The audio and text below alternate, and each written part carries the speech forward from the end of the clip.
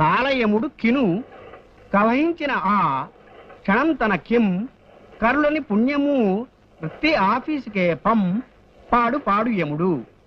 చూడండమ్మా, ఒక వాక్యాన్ని వరుసగా రాయకుండా దాన్ని తెగ్గొట్టి చిత్రవత్ చేసి ఒకదాని కింద ఒకటి రాస్తే దాన్ని కవిత అనరు.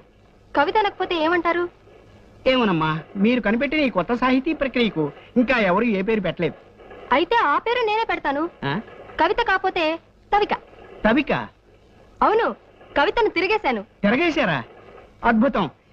కవిత్వాన్ని తిరగేసిన మీకు పేర్లు తిరగేయడం లెక్క. ఇది వినండి, ఇంకో తవిక.